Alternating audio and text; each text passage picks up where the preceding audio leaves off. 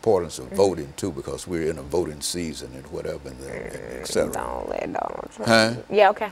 You know, just that's what I'm, you know, talk about the basic constitutional rights that people have. The 13th Amendment black folks had because they were slaves. In the 14th Amendment, they became citizens, and the 15th Amendment allowed them the right to vote. And now, when we talk about voting, this is where it's needed. People like your, 20 seconds out. People in your situation. And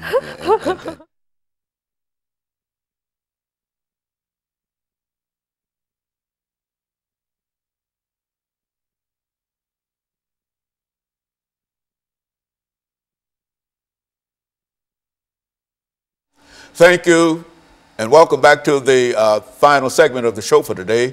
We're talking to Alana McLaughlin, and she's giving us some information in reference to anti-Islamic sentiment in the United States of America.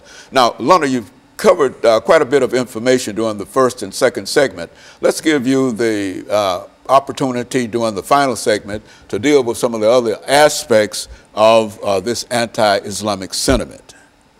All right, and so if you're just tuning in the second segment, I talked about one personal experience that I saw anti-Semitism.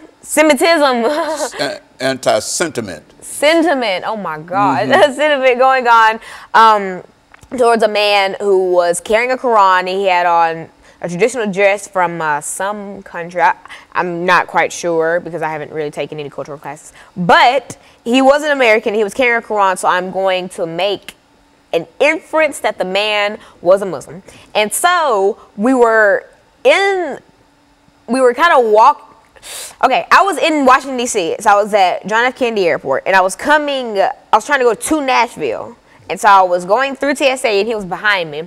And so I got all my stuff packed. I put it in the little cubbies. They put it through. I got my stuff back. It was over with. And I was waiting on the chaperones that I was with to accompany me onto the flight and all that. So I kind of sat down, and I was observing what else was going on at the airport. And I saw TSA kind of giving the man who was behind me a hard time. Like, for instance, what they would do, like, this is his Quran. They would open it and just, like, kind of manhandle it, trying to see if there was anything in there, and they were shaking it. Like, it was, and it didn't look in too great a condition, so it looked like it could have snapped like that.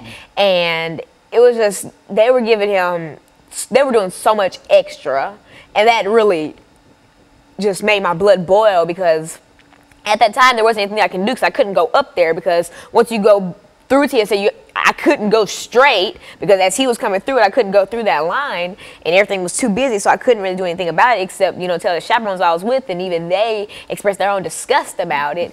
And that just really made me think, wow, like that's something that happens so often, but it's never reported on websites and etc. But let that have been any other race getting racially profiled, I promise you it would have been everywhere. If that was me and they were double checking my stuff and asking me stupid stuff like, do I live in Chicago, or do I have a father, and stupid stereotypical things like that, trust me, it would have been on News Channel 5 like that, or on Fox 17. So you find that this is quite prevalent. It's quite prevalent in terms of the denial in a real sense of people's constitutional rights, the citizenship rights and whatnot. Is that what you're saying here? It is, and that's why I feel like there are certain political candidates who do not encourage equality. I'm not going to go into name dropping or anything, but there are certain candidates that do not support equality, and I feel like, okay, right now, the two top candidates are Donald Trump and Hillary Clinton, and that's just, you just really can't fight that. And I feel like, since I'm not old enough to vote, I'm just watching this unfold, and I'm not making any certain choice because my opinion wouldn't really be taken for anything because I can't vote. But I'm watching this unfold, and I'm listening to both of their speeches and all the things that they promised to do with America. And I'm just sitting here thinking like, wow, one of these candidates really wants an America that's built around him and people who are like him, that 1%. And I don't feel like you could really be a president if you don't think about other people, because running a country, you have to put others before yourself. You have you have millions of people who are looking up to you, who are abiding by your rules, and if you exclude them from so many things, A, that's not right, and B, that's dangerous. Alana, in your category and your age group, I know you're not old enough to vote yet, but do you find that there's any kind of sentiment in reference to what is going on from a social level, from a religious level, among the people that you meet every day? I mean, is there any recognition? I see so many sentiment, not even just Islamic.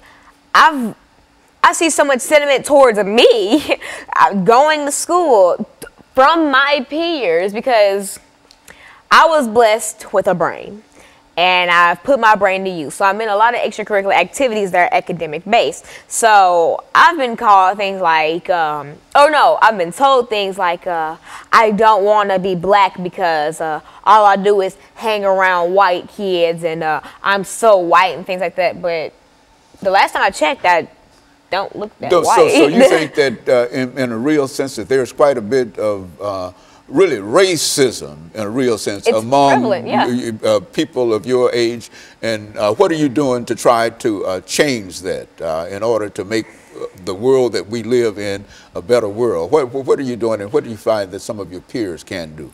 You know, first of all, what I personally do is I don't feed into it. I'm not going to fight some ignorant child who comes up to me spurring and spitting out a bunch of racial slurs towards me, because that's not going to do anything but end in a fight, and that's just not what I'm about to do.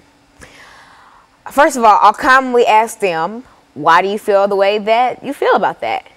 And if they have sense enough to give me an answer, I'm not going to bash them for that answer, because they probably, because see, racism, you're not born racist, you're taught racism. If they're saying all that to me, they probably grew up or in a household or a neighborhood where things like that were just common core. And so I asked them, say, let's make a mock conversation. You're so white, all you do is hang around white kids. Well, why do you think that I'm so white? Because all you do is hang around white kids. Well, it's not necessarily my fault. Say if I'm in a homeroom that's basically, in a lot of schools, they choose your classes by test scores. And so there will be, say, 6 teachers that have 2 advanced, 2 proficient, 2 basic, or a basic and a below basic. And so it is not my fault that in, say, a certain school, there are a lot of advanced students who just so happen not to be African American. That's not my doing, and I didn't ask for that to happen. And if I hang around all white kids, I just hang around my homeroom, because those are the people that I know. And if if the majority of them happen to be white or German or Irish or just non-African American, then that explains why I have so many friends who are not African American, because that's not who I'm in class with. I have plenty of African American friends.